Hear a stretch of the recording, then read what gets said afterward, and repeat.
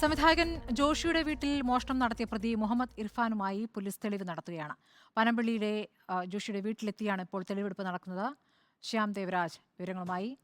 ശ്യാം, ഇപ്പോൾ എങ്ങനെയാണ് മോഷണം നടത്തിയതെന്ന് പ്രതി വിശദീകരിക്കുകയാണോ പോലീസിനോട്? എന്താണ് തെളിവെടുപ്പിന്റെ വിവരങ്ങൾ? സ്മൃതി, അല്പസമയം മുമ്പാണ് പോലീസ് തെളിവെടുപ്പ് ആരംഭിച്ചത്. ഏതാണ്ട് 1 മണിക്കൂറിലധികമായി പനമ്പള്ളി നഗറിലെ വിവിധ കേന്ദ്രങ്ങളിലാണ് പ്രതി ആദ്യം പോയത്.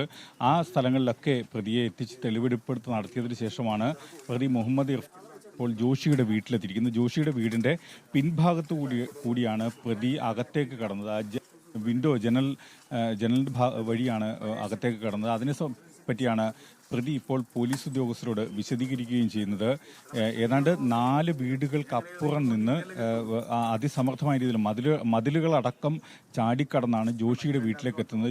ജോഷിയുടെ വീട്ടിലേക്ക് കടക്കാൻ നമ്മൾ നേരത്തെ ദൃശ്യങ്ങളിലൊക്കെ കണ്ടതുപോലെ തന്നെ അകത്തേക്ക് കടക്കുക എന്നത് കുറച്ച് ബുദ്ധിമുട്ടുള്ള കാര്യമാണ്. പക്ഷേ 4 മതിലുകൾ, ഏതാണ്ട് 4 വീടുകളുടെ മതിലുകൾ ചാടിക്കടന്നാണ് ഒടുവിൽ ജോഷിയുടെ വീട്ടിലേക്ക് എത്തുന്നത്.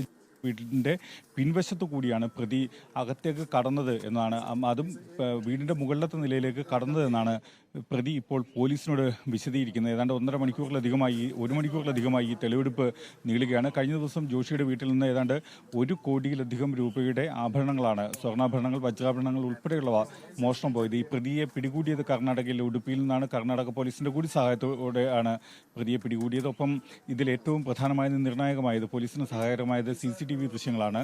ഈ CCTV ദൃശ്യങ്ങളടക്കം പിന്തുടർന്നാണ് പോലീസ് പ്രതിയെ, ബീഹാർ സ്വദേശിയായ ഇർഫാനെ പിടികൂടുന്നതിലേക്ക് എത്തിയത്. ഏതാണ്ട് റോബിൻഹുഡ് മോഡലിലാണ് പ്രതി ഇങ്ങനെ മോഷണം നടത്തുന്നത്, വലിയ കവർച്ച നടത്തുന്നത്. ഏതാണ്ട് 20-ലധികം വ്യത്യസ്ത സംസ്ഥാനങ്ങളിലായി 20-ലധികം സംസ്ഥാനങ്ങളിൽ പ്രതി കവർച്ച കേസുകളിൽ പ്രതിയാണ് ഇർഫാൻ. പോലീസ് കമ്മീഷണർ വിശദീകരിക്കുകയും ചെയ്തു. ശ്യാം ദേവരാജാണ് വിവരങ്ങൾ നൽകിയത്.